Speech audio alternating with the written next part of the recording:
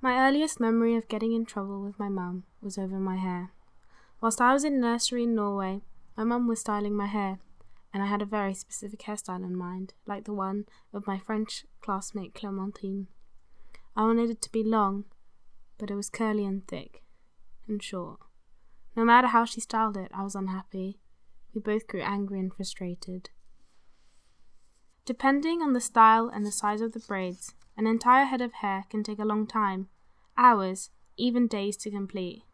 I'm reluctant to describe this process as time-consuming, because I'm keen to disrupt our deeply ingrained, yet recent and culturally specific, myth of time as a commodity.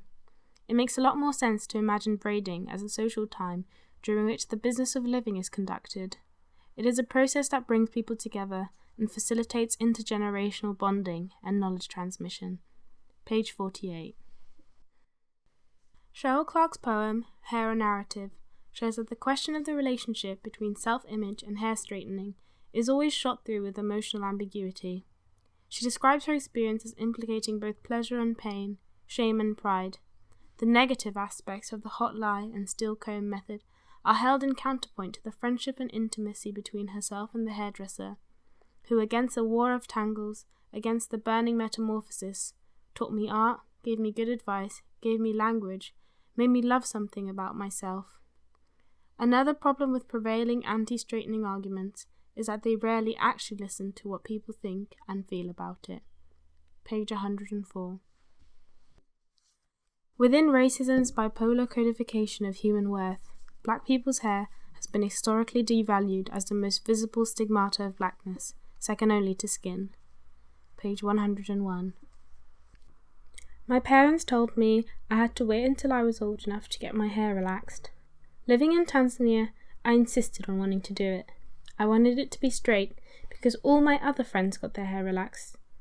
Relaxer has a very distinct, strong smell. The hairdresser told me my hair was ready to be rinsed when I started to feel a burning sensation. I loved the moment after the wash when my hair would be silky and straight. We require a historical perspective on how many different strands, economic, political, psychological, have been woven into the rich and complex texture of our nappy hair, such as that issues of styles are so highly charged as sensitive questions about our very identity.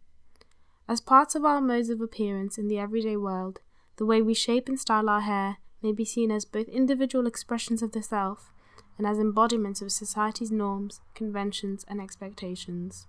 Page 99 to 100. I am often struck by the points of shared experience between black women when it comes to our hair, despite the fact that we might be continents apart. Page 23.